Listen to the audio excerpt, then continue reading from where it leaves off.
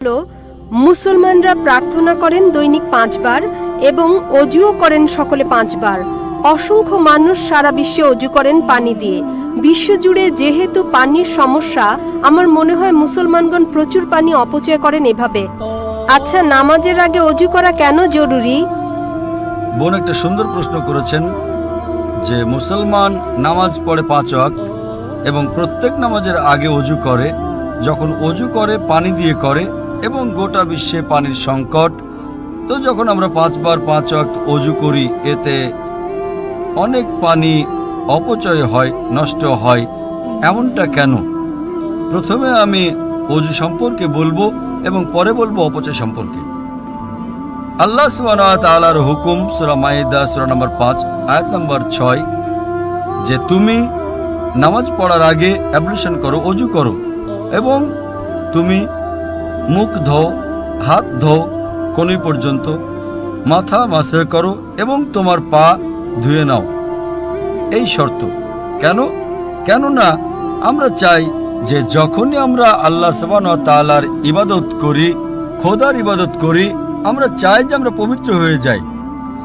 যদি আমি আপনাকে বলি বোন, অজুর পানি আমাদের আল্লাহর রাসূল বলেছেন, এক ব্যক্তি একবার একজন মানুষ প্রবাহমান নদীতে অজু করছিল এবং আল্লাহ রাসূল বললেন, তুমি যেভাবে অজু করছো এতে পানি অপচয় হয়ে যাচ্ছে।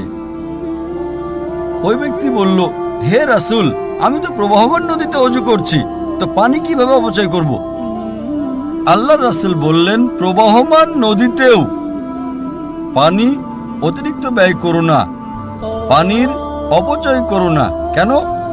তার কারণ এই যে যখন তোমার অভ্যেস হয়ে যাবে বেশি পানি দিয়ে অজু করা, যখন তুমি ঘরে অজু করবে তখনও তুমি বেশি পানি অপচয় করবে। তো অপচয় করা, এমনকি অজুর সময়ও, অজুর সময় বেশি পানি ব্যবহার করা অপচয় এবং এটা অন্যায়। আপনি যখন দেখেন যে অজু করার জন্য, বোন আমার উত্তর কি শুনছেন না আপনি? জি, শুনছি। আমি জিজ্ঞেস করতে চাই যে আপনি প্রতিদিন গোসল করেন? জি স্যার। প্রতিদিন গোসল করেন? জি। অজু করার জন্য অজু আপনি 1 ঘট পানি দিয়েও করতে পারেন, 1 ঘট। ঠিক আছে। তো করেন, এবং আমি অনেকবারই করেছি ব্যক্তিগত ভ্রমণ করার সময়। 1 ঘট পানি 5 বার অজু করার জন্য 5 ঘটেই হয়ে যায়। আনুমানিক 1 লিটার পানি যথেষ্ট। গোসলে আপনার কয় লিটার পানি লাগে বোন? কখনো মাপিনি। একটা আনুমানিক 1 বালতি, 2 বালতি, 1 বালতি তো লাগেই। জি। 1 বালতি পানি মানে 20-25 লিটার। তো আমি আপনাকে বলবো যে এতে অনেক পানি অপচয় হয়। তাই আপনি বোন দৈনিক গোসল না করে শুধু মাসে 1 বার গোসল করবেন, মানবেন এটা? না। আপনি বলবেন, ভাই এই যে পানি প্রায় মানুষ 3 বালতি ব্যবহার করে, 4 বালতি ব্যবহার করে, ভাই আমাকে পরিষ্কার পরিচ্ছন্ন থাকতে হবে এবং আমি প্রতিদিন গোসল করতে চাই। আমিও আলহামদুলিল্লাহ প্রতিদিন গোসল করি, কখনো 2 বারও করি। তো এইভাবেই আপনি গোসল করতে চান নিজের শরীরকে পরিষ্কার রাখার জন্য। আমরা যখন আল্লাহ সুবহানাহু ওয়া তাআলার সামনে ইবাদত করি তো গুরুত্বপূর্ণ শরীরের যে অংশ সেগুলো আমরা পরিষ্কার করি, যাতে আমরা আমাদের প্রতিপালকের সামনে, আমরা আমাদের ঈশ্বর খোদা আল্লাহর সামনে যখন উপস্থিত হই আমরা চাই যে পরিষ্কার থাকি। আপনি যেমন প্রতিদিন পরিষ্কার থাকতে চান, তেমনিভাবে আমরা মুসলিমরাও নামাজ পড়ার আগে আমরা চাই যে পবিত্র হয়ে উপস্থিত হই। তার সাথে আমরা গোসলও করি। এবং যদি পানি কম হয়, যদি আপনি মরুভূমিতে যান পানি তো খুব কম, আপনি যদি অ্যান্টার্কটিকা যান তো লোকজন 6 মাসে একবার, বছরে একবার গোসল করে। আল্লাহর রাসূল বলেন যে কমপক্ষে 1 বার তো গোসল করো।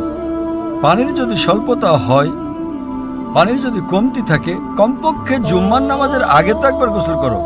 প্রথমে ফরজ ছিল, এখন মুস্তাহাব। আগে ছিল এটা আবশ্যক, এখন হচ্ছে করলে ভালো। কিন্তু আপনি যখন আল্লাহ সুবহানাহু ওয়া তাআলার ইবাদত করেন সে সময় পবিত্র হওয়াটা আবশ্যক। এই জন্যই আমাদের যিনি সৃষ্টিকর্তা, আমাদের যিনি ঈশ্বর, যিনি আমাদের পালনকর্তা, আমরা তার সামনে পবিত্র হয়ে আসতে চাই। এজন্য আমরা অজু করি এবং তার সাথে সাথে একটা মানসিক প্রস্তুতিও রয়েছে। আমি আমার আলোচনায় মানসিক প্রস্তুতি নেওয়ার কথা বলে থাকি। আমরা মানসিকভাবে প্রস্তুতি নেই। আমরা এখন আমাদের খোদার কাছে ইবাদত করতে যাচ্ছি, এটা মানসিক প্রস্তুতি। যখন অজু করি এটা মানসিক প্রস্তুতি, আর এজন্যই অজু ফরজ। কিন্তু আল্লাহর রাসূল আমাদের অনেক নিয়ম দেখিয়েছেন। ধরে নিলাম আপনি এমন জায়গায় আছেন যেখানে পানি পাওয়া যায় না, তো আল্লাহর রাসূলের হাদিস যে সেখানে পানি পাওয়া না গেলে তায়াম্মুম করতে পারো তুমি। অর্থাৎ তায়াম্মুম মানে যেখানে পানি নেই তুমি শুধু তোমার হাতকে মাটিতে স্পর্শ করো এবং তার দ্বারা তুমি তোমার হাত এবং মুখের উপর মসা করতে পারো, তোমার ওযু হয়ে যাবে। তার মানে তুমি মানসিকভাবে তৈরি। পানি নেই, পানি মিলছে না, তার সত্ত্বেও আপনি ইবাদত করতে পারেন, আপনি তায়াম্মুম করবেন। কিন্তু যেখানে পানি আছে সেখানে তায়াম্মুম করা হারাম। যদি আপনি পানি পেয়ে যান তো তায়াম্মুম নিজের হাত জমিনে লাগিয়ে কিংবা কোনো বালুর উপর লাগিয়ে ওযু করা হারাম। তো এটা আমরা জানতে পাই কোরআনে এবং হাদিসে। আমাদের ধর্ম একটা উন্নততর ধর্ম, মাশাআল্লাহ একটা পাক পবিত্র ধর্ম, এবং একই সময় আমরা আমাদের ঈশ্বর, আমাদের খোদা, আমাদের আল্লাহ সুবহানাহু ওয়া তাআলার ইবাদত করি এবং তার শুকর আদায় করি কমপক্ষে 5 বার।